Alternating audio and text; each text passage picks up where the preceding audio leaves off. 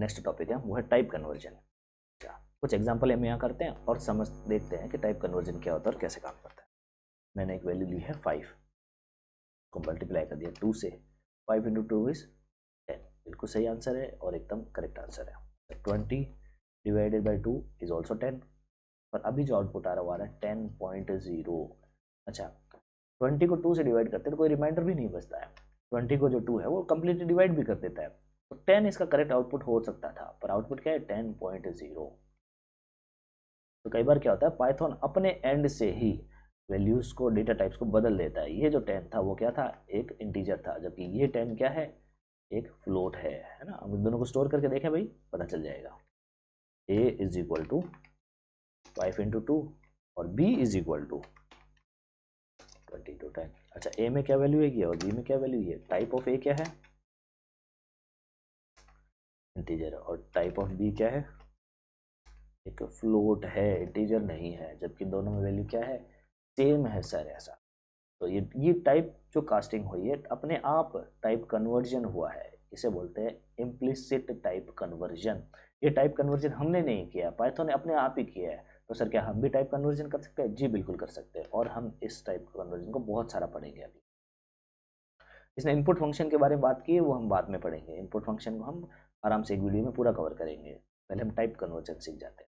तो type conversion क्या होता है और कैसे यूज लेते हैं हम टाइप कन्वर्जन को।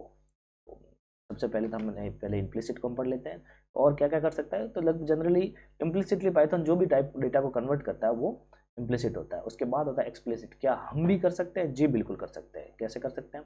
तो जो भी बी में वैल्यू आए, मैं चाहता हूँ वो वैल्यू फ्लोट में नहीं आए, इंटीजर में ही आए। तो इंटीजर में कैसे आ सकती है भाई, बी बाई 20/2 की जो वैल्यू है वो पाइथन तो हमेशा 10.0 ही देने वाला है। तो मैं क्या करता हूँ, इसको इसमें कन्वर्ट कर देना चाहता हूँ, इंटीजर में कन्वर्ट कर देता हूँ। तो एक्सप्लिसिट कन्वर्ट करने के लिए पाइथन ने हमें बहुत सारे फंक्शन ऑलरेडी दे रखे हैं कि सर आप इन फंक्शंस का यूज़ करें, आप अपनी कैलकुलेशन को अपने हिसाब से आप टाइप कन्वर्ट कर सकते हो। तो जैसे 20/2 को मुझे इंटीजर में कन्वर्ट करना है, तो सबसे पहला जो फंक्शन है वो है भी यही INT ऑफ x। तो क्या करना है मुझे, INT, और जिसे कन्वर्ट करना है इंटीजर में उसको इन दो ब्रैकेट के अंदर डाल देना है। तो 20/2 को कन्वर्ट करना, जी बिल्कुल। अब वैल्यू क्या आ रही है, 10 आ रही है। तो ऐसा कैसा काम मैं बी में स्टोर करते समय भी कर लेता हूँ भाई, INT ऑफ 20/2। तो अब क्या होगा, 20/2 की जो value float Python inbuilt implicit type conversion करके दे रहा होगा, उसे मैं एक्सप्लिसिटली इंटीजर में कन्वर्ट करके बी में स्टोर कर रहा था। अब बी में क्या है, 10 है। अब मुझे शायद देखने की भी जरूरत नहीं है कि ये टाइप इसका इंटीजर बन चुका है या नहीं बन चुका है ना। एक और तरीका जिससे मैं ये काम कर सकता हूँ, कैसे, ऐसा, b इज इक्वल टू 20/2, और अब मैं क्या चाहता हूँ कि वैल्यू बी में स्टोर होने के बाद में इसको किस में कन्वर्ट कर दिया जाए, बी को INT ऑफ बी में कर दिया जाए। तो भी एक ही बात है ना, b is equal to INT of B.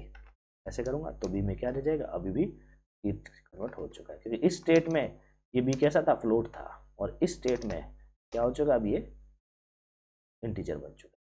तो वैल्यू कन्वर्जन भी हो सकता है, आप किसी एंड से करें, दोनों के बहुत सारे मतलब निकलते हैं। डिटेलिंग में जाने पर बहुत सारे डीप भी हम पढ़ सकते हैं इसको, पर अभी हमारा वो पॉइंट ऑफ व्यू नहीं है। बिल्कुल पॉइंट ऑफ व्यू होगा तब हम आराम से पढ़ेंगे। अच्छा, ऐसा और किस में कन्वर्ट कर सकते हैं हम, तो और भी बहुत सारे मतलब जैसे फ्लोट है, कैरेक्टर है, ऑर्डिनल है, चारों पढ़ लेते हैं। तो यही वैल्यू थी, अभी जो मेरी वैल्यू है, अब इसका थोड़ा सा उल्टा खेल करना है मुझे। 5 इंटू 10 है, जो वैल्यू वो 10 ही है। 5 इंटू 2 की वैल्यू क्या है, 10 है। अब मैं चाहता हूँ ये 10 ना रहे, 5 इंटू 2 की वैल्यू 10 है, अब उसे मुझे कन्वर्ट करना है फ्लोट में, है ना, 10.0 में। तो 10.0 डायरेक्ट तो आ नहीं सकता, तो मैं क्या करता हूँ, जो भी वैल्यू आए उसे एक्सप्लिसिटली फ्लोट में कन्वर्ट करके इसमें स्टोर कर देता हूँ, ए में स्टोर कर देता हूँ। अब जो ए की वैल्यू है वो क्या बन चुकी है सर, 10.0 बन चुकी है, अपने आप फ्लोट में कन्वर्ट हो चुकी है, जो यहाँ पर नहीं हो रही थी।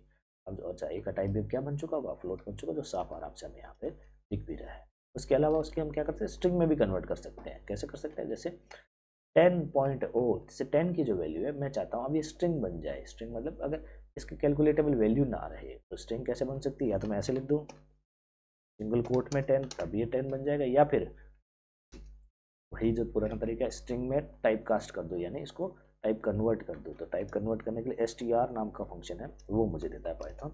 और अब ये क्या बन चुका है, 10 बन चुका है, ये स्ट्रिंग बन चुका है, ए इंटू 5 है, 50 नहीं है, 101010, क्योंकि स्ट्रिंग्स ऐसी चीज़ है जिनको मल्टीप्लाई करने पर वो क्या रिपीट होती रहती है, रिपीट हो रहा है, इसका मतलब क्या है 101% स्ट्रिंग बन चुका है। दो मेथड और है जानने के लिए, हमने हालांकि पहले डिस्कस भी कर लिए, फिर भी हम एक बार और देख लेते हैं। पहला मेथड है CHR मतलब कैरेक्टर, और दूसरा है ORD मतलब ऑर्डिनल वैल्यूज। कैसे करते हैं, हम अभी काम करते हैं। जैसे मैं चाहता हूँ कि पहले उल्टा करते हैं, ORD, ए नाम का जो कैरेक्टर है उसकी आस्की वैल्यू कितनी है। आस्की वैल्यू मतलब 65 से जो वैल्यू शुरू होती है ABCD के लिए, जो हम कंप्यूटर साइंस में जनरली यूज़ करते हैं, वो कितनी है, तो वो होती है 97। कैपिटल ए की कितनी होती है सर, 65 होती है सर, ऐसा।